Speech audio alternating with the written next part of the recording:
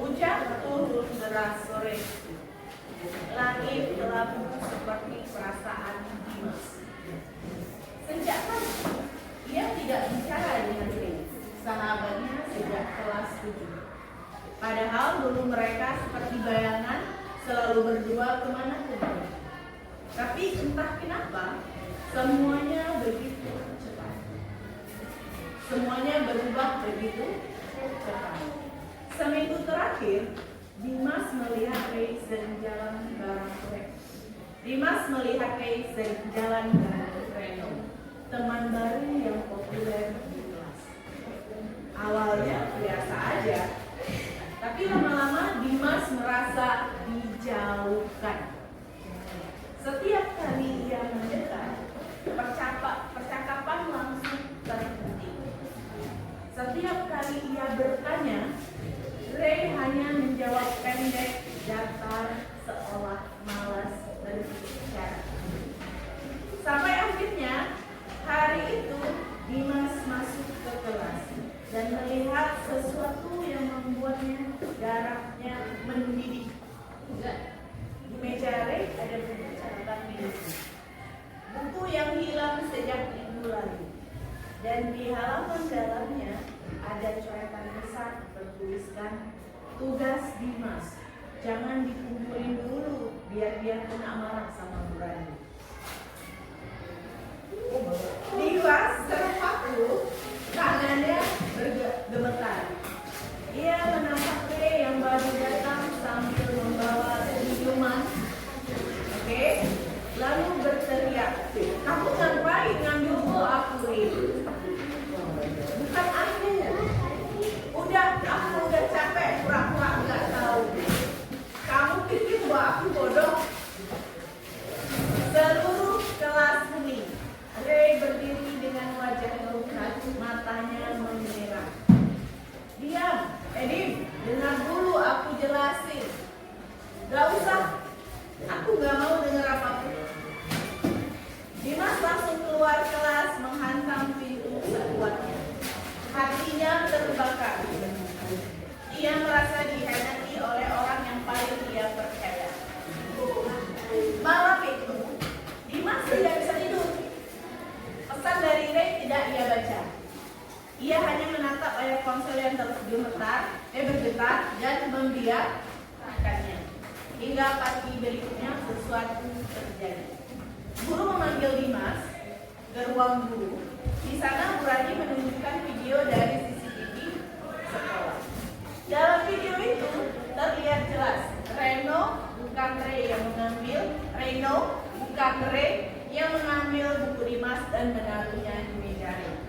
Dan Ray terlihat datang setelahnya, membuka buku itu, menatap tulisan aneh di dalamnya, lalu berjalan ke arah buket sambil membawa. Tapi di tengah jalan, hujan turun deras dan Ray terpleset di halaman sekolah. Buku itu jatuh ke genangan air, lalu terseret angin ke arah kelas. Itu sebabnya buku itu ada di meja. Dimas terdiam. Seluruh tubuhnya ringan, tapi sakit. Ia baru sadar Ray sama sekali tidak bersalah.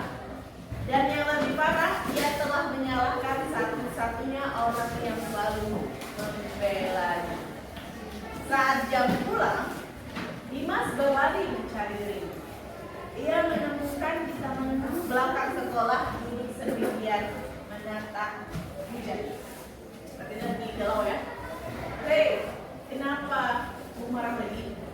Ya kan, Dimas ya. "Ray, kenapa?" Jawab sendiri. "Mau marah lagi?" Suaranya pelan tapi menusuk. "Aku salah. Aku nggak tahu. Kamu nggak dengar. Aku jelasin. Sekarang buat apa?" Dimas menunggu. "Karena aku takut, Ray. Takut kehilangan kamu. Aku pikir kamu bosan temenan sama aku. Jadi aku percaya yang paling jelek." Ray terdiam. Butiran hujan menetes di wajahnya. Entah air hujan, entah air mata. Akhirnya dia berkata,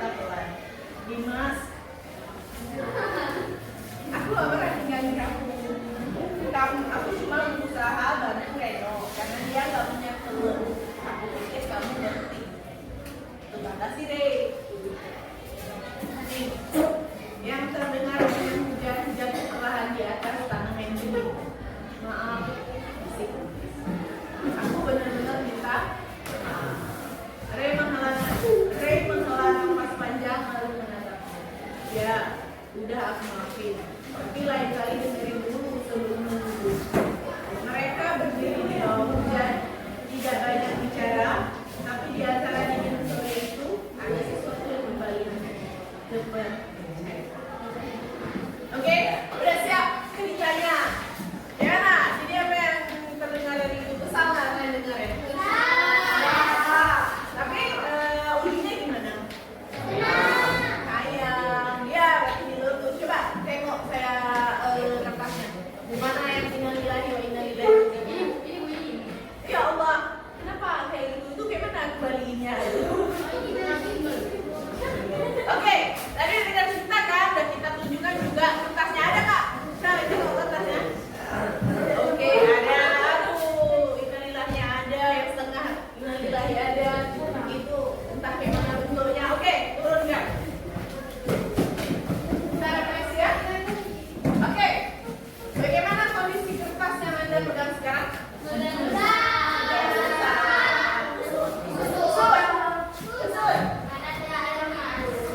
Oke, apakah Anda merasa menyesal dengan apa yang sudah dilakukan pada kertas? Iya.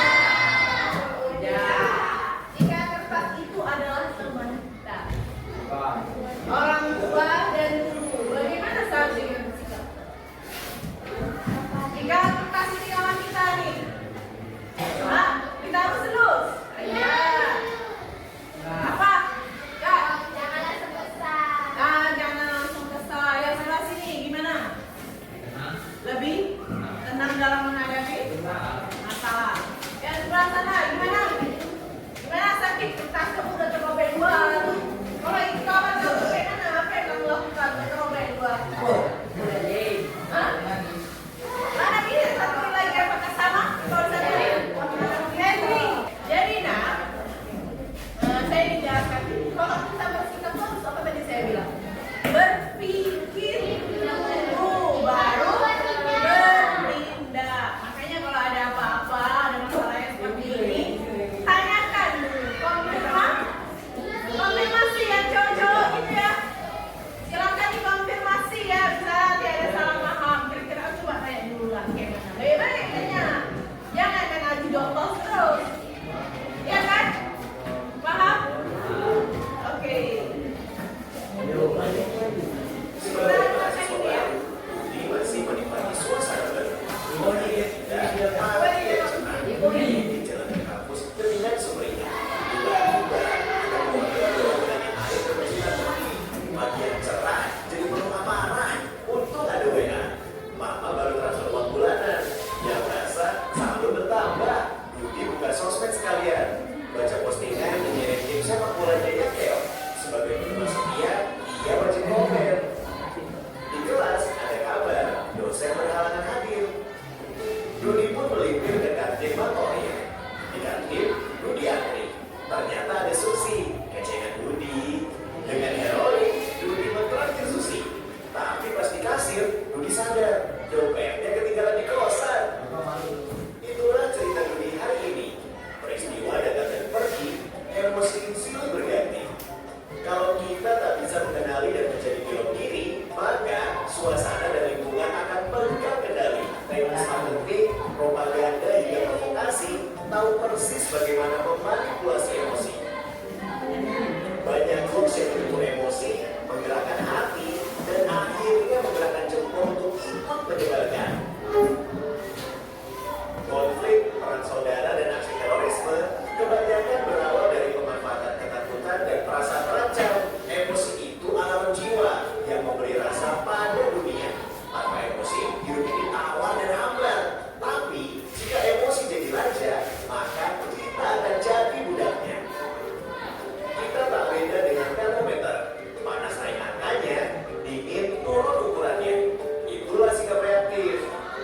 Kita gak pernah bisa mengendalikan cuaca dan peristiwa, tapi kita bisa mengendalikan cuaca jiwa kita. Sekarang Dudi sedang belajar jadi pengendali emosi. Setiap ada peristiwa, dia langsung bereaksi, tarik nafas sambil mengamati.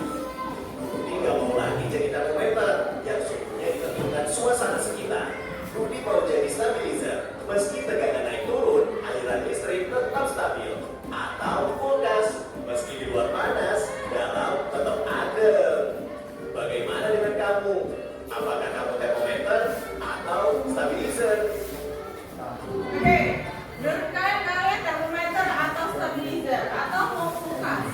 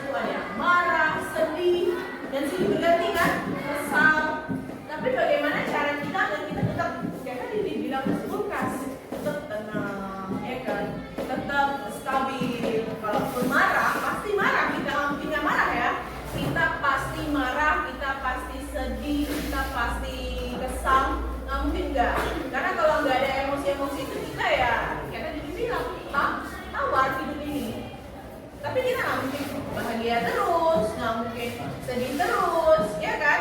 Yang ingin saya sampaikan gini nak, saya pernah dengar podcast, ini dia nih. Perasaan sedih, bahagia, kesal itu akan berakhir, ya.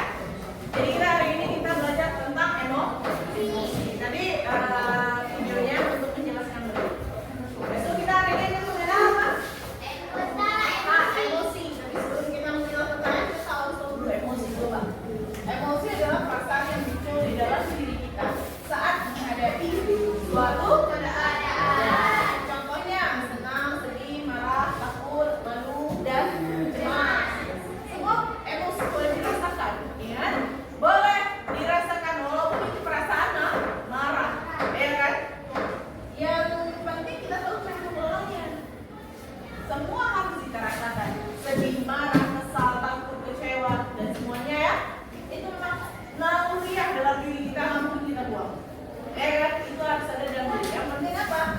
Cara mengelolanya. Ini garis bawahi kan? Kemudian apa yang kita emosi? Kata emosi adalah cara mengenali dan memahami berbagai perasaan kita. Ya, misalnya dengan kata emosi kita bisa tahu apa yang sedang kita rasakan di dalam hati kita. Apa yang kita rasakan sekarang? Ya kan? Kemudian kenapa kita merasa begitu? Tadi saya bilang kalau marah, apa cepat kita bisa marah? Kemudian apa yang bisa kita lakukan dengan perasaan itu? Nah, kalau kita marah kita harus ngapain? Kalau kita sedih kita harus ngapain? Supaya kita bisa berakhir.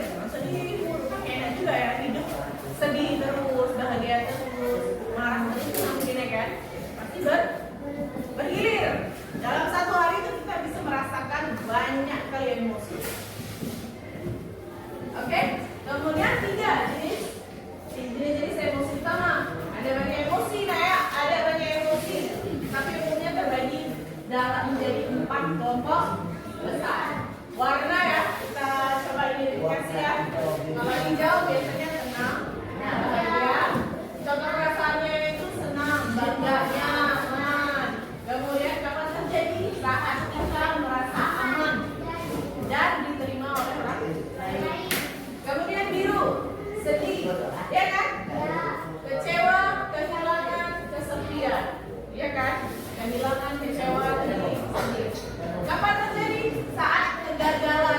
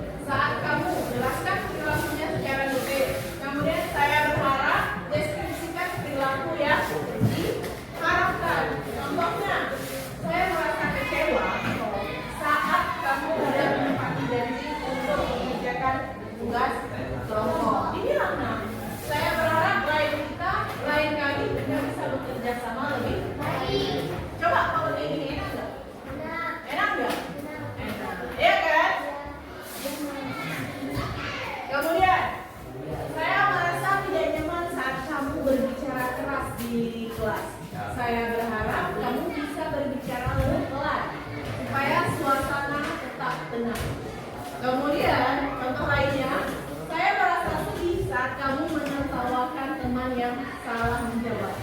Saya berharap kita bisa saling menghargai satu sama lain.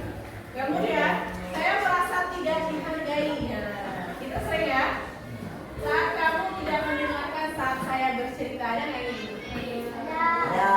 Saya berharap kamu bisa memberi perhatian seperti yang biasa kamu lakukan. Kemudian saya merasa senang saat kamu mendukung saya ketika saya lemah. Saya berharap kita bisa terus saling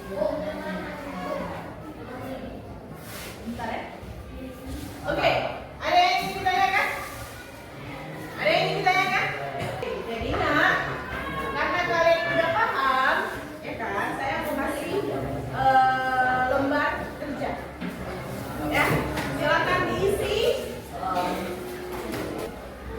LKPD mengenal, ada tulis nama dan kelas, kemudian kegiatan 1 mengenal emosi. Ingat ya, dibaca tabelnya, ada hijau, biru, merah, kuning. Kemudian nomor 1, tuliskan 2 peristiwa dalam hidupmu yang membuatmu merasakan emosi berbeda. Misalnya senang dan marah, atau sedih dan marah. Terserah kalian yang mana ya. Lalu tuliskan warna yang sesuai untuk masing-masing emosi. Peristiwa, tulis peristiwanya ya. Kalau memang nggak cukup di belakangan ada ya. Kemudian emosi dirasakan, itu warnanya apa? Misalnya tadi marah, merah, ya kan? Sedih apa? Biru. Kan ada di atas kan? Petunjuknya lihat tabel. Jadi tulis tadi warna emosinya merah, biru, ya. Kemudian kegiatan 2, mengelola emosi dengan rumus iMessage. Kemudian selanjutnya gunakan rumus berikut untuk mengekspresikan perasaanmu dengan baik. Saya merasa saat kamu, saya berharap. Tulis 2 contoh kalimat iMessage untuk situasinya ada ya kan? A. Ketika temanmu berbicara terlalu keras di kelas. Kemudian yang B. Ketika temanmu membantu kamu saat ujian. Ya. Silakan dikerjakan. Langsung jawabannya di situ. Makanya saya kasih kertas. Langsung jawab 10 menit ya. Nanti kita bacakan ke depan beberapa.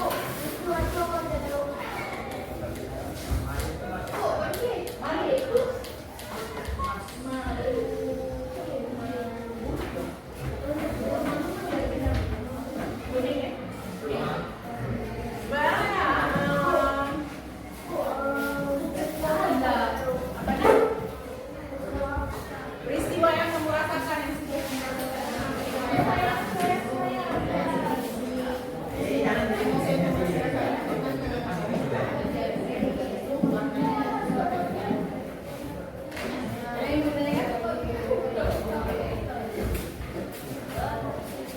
pernah dong, udah berapa tahun hidup? Tulis ya, silakan dikerjakan. Enggak cukup. Peristiwanya bukan apa terjadi, tapi peristiwa yang misalnya saya diejek teman, gitu ya. Peristiwa itu apa yang dulu terjadi di diri kamu? Misalnya saya kehilangan uang, gitu, ya. Misalnya saya dihukum teman,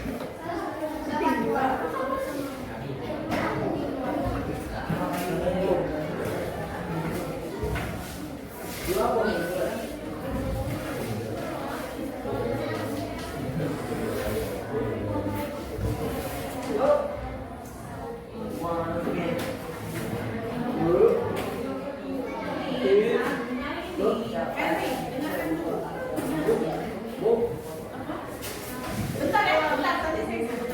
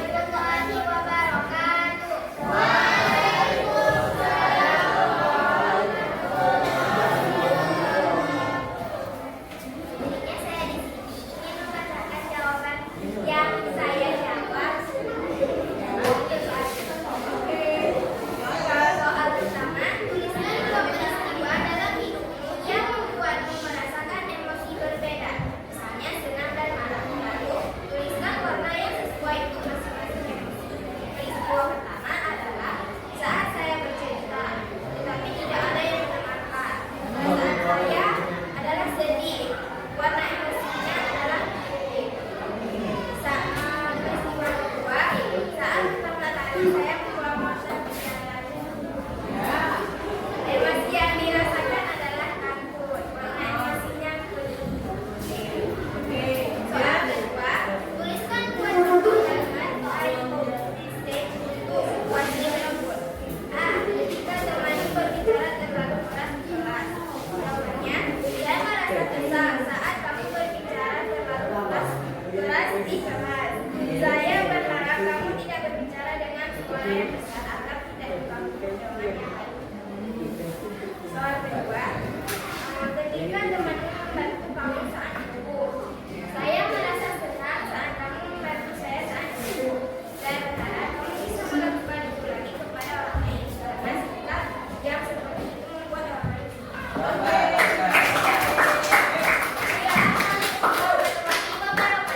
Waalaikumsalam warahmatullahi wabarakatuh. Oke, selanjutnya. Yang terakhir ya, Dania. Gimana Pak? Oke, mantap. Assalamualaikum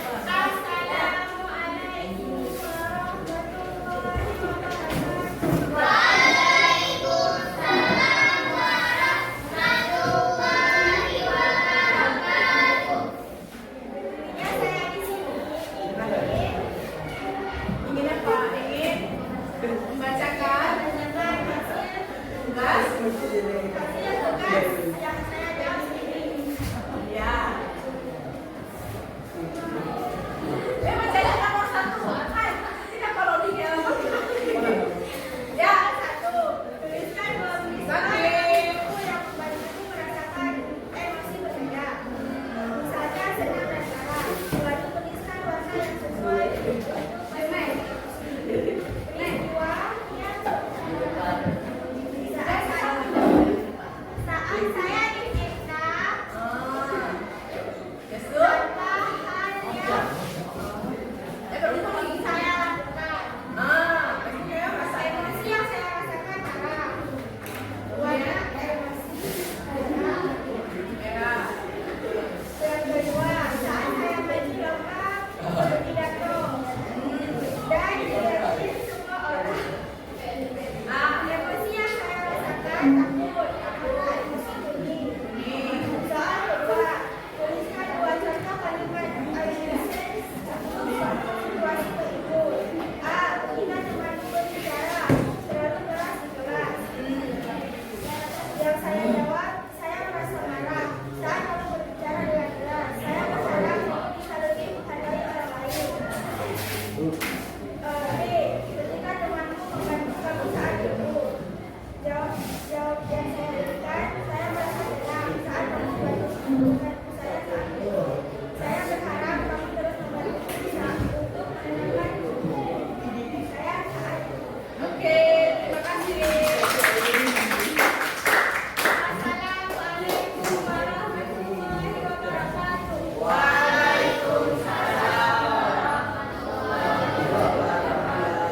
Pertanyaan pada hari ini, berpikir sebelum bertindak. Kemudian, apa lagi nak? Jangan gampang emosi. Habis itu, nah, belajar tentang emosi, ya kan? Bagaimana kita berperan sebagai termometer dan stabilizer, ya kan? Kemudian ada sistem cara emosi bekerja. Dengarkan ya sebentar, ya kan? Otak reptil, limbik, sama neokortex, di mana itu mengajarkan kita untuk berpikir sebelum bertindak. Kemudian kita juga belajar tentang rumus I6, di mana kita bisa marah, kita bisa sedih, tapi tolong dikelola dengan baik. Nah, kita marah, ya kita sampaikan. Tidak apa kan? Iya kan? Gak masalah nggak kalau kita marah kita sampaikan? Enggak. Jadi tolong disampaikan kalau kita marah, kita benci, ya. Oke. Sebelum kita menutup pembelajaran, saya ingin kalian menulis bagaimana hari ini dengan stiker. Kalau stiker di depan, saya ada siapkan stikernya. Boleh diambil, boleh menyiapkan semua. Ditempelkan di sini.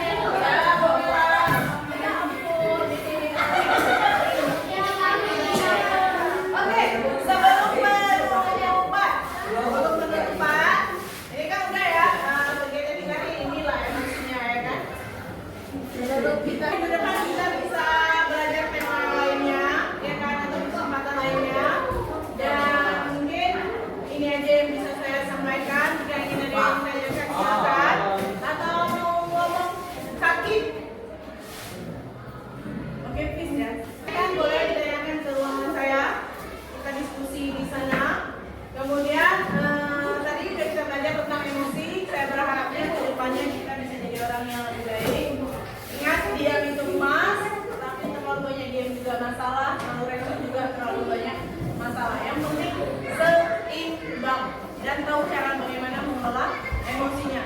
Marah boleh, sedih boleh,